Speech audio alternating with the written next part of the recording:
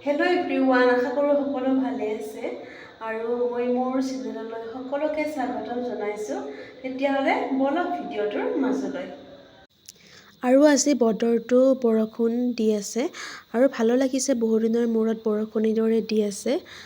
বসন্তৰ প্ৰথম জাক বৰষুণত এইদৰে মনটো আৰু বেছি ফৰকাল লাগি যায়। আৰু আজি যাব ওলাইছোঁ উপনয়ন এখনলৈ। আমাৰ কাষতে আছে উপনয়নখন।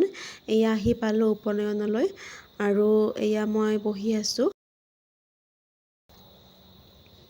আৰু আজি নেক্সট ডে হয়। আজি বনাম বুলি ভাবিছোঁ কেক। আৰু কেক বনাবৰ কাৰণে মই লৈছোঁ 1.5 কাপ আটা আৰু লগতে লৈ লৈছোঁ এয়া চেনি 1/2 কাপ মই লৈ লৈছোঁ। আৰু এয়া মই ৰিফাইন তেল লৈ লৈছোঁ 4/4 এভাগ। এয়া মই লৈ লৈছোঁ আৰু লগতে লৈ লৈছোঁ এটা কণী।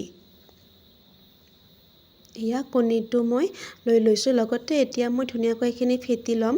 গাখীৰ অকণকৈ দি দিছোঁ গাখীৰ। তাৰপিছত মই এইখিনি লাহে লাহেকৈ ফেটি আছোঁ আৰু বাটাৰটো মিহিকৈ ফেটিব লাগে। আৰু এয়া মই শেষত দি দিছোঁ বেকিং পাউডাৰ। বেকিং পাউডাৰটো মই লাষ্টত এড কৰিছোঁ, কাৰণ বেকিং পাউডাৰ দি ফেটিলে কেকটো ফাটি যায়।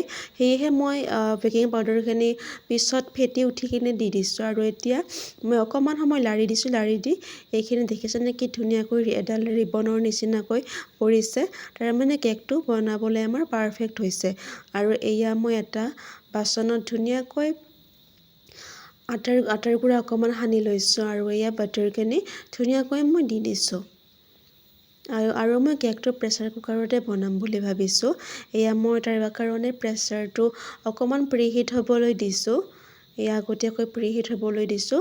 আৰু তাৰপিছত মই বাটাৰখিনি ধুনীয়াকৈ বহাই দিছোঁ আৰু এয়া কেক ৰেডি হৈ গ'ল। সঁচাকৈ কেকটো খাবলৈ বহুত টেষ্টি হৈছে আৰু ছফ্টো হৈছে। এইদৰে কেতিয়াবা আপোনালোকে ল'ৰা ছোৱালীক বনাই দিব পাৰে আৰু টিফিনতো দিব পাৰে।